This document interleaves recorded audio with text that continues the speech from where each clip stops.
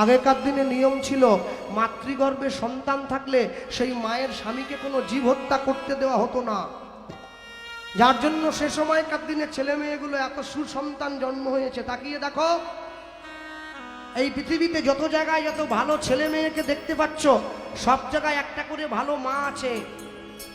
মা যদি ভালো হয় তার সন্তানকে ভালো হতেই হবে, খারাপ হওয়ার কোনো জায়গা নেই। যেগুলো বাবা এ কথা কেন বলছো? গাছের গোড়া যদি ভালো হয় তার ফল ভালো হবে, ফল ভালো হবে। কলের লিয়ার যদি ভালো হয় তার জল ভালো হবে, জল ভালো হবে।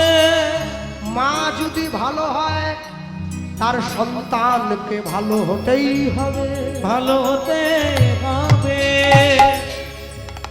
কৌশল্যার মতো মা পেয়েছে বলে ছেলেটা রামচন্দ্র হলো, রামচন্দ্র হলো। দেবকীর মতো মা ছিল বলে ছেলেটা কৃষ্ণ হয়েছে, কৃষ্ণ হয়েছে। সচী মায়ের মতো মা পেয়েছে বলে ছেলেটা মহাপ্রভু হলো, মহাপ্রভু হলো। যত জায়গায় যত ভালো সন্তান তত জায়গায় একটা করে ভালো মা। হিরণ্যকশিপুর দৈত্য ছিল, ছেলেটা প্রহ্লাদ হয়ে গেল, মা কয়াধুটা বড্ড ভালো ছিল।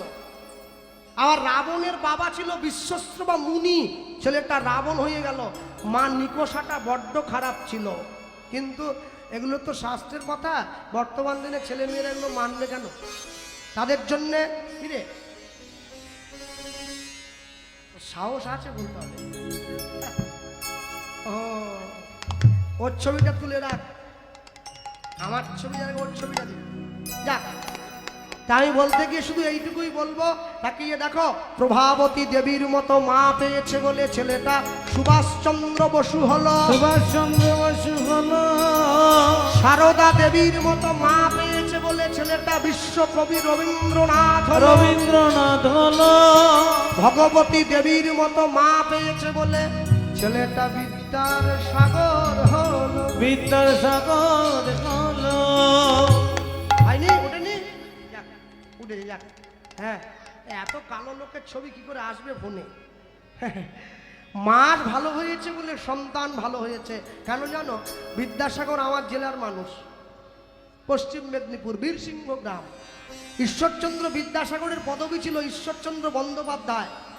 একজন বিধবা মেয়েকে বিয়ে করেছিলেন যার নাম দীনময়ী বন্দ্যোপাধ্যায়।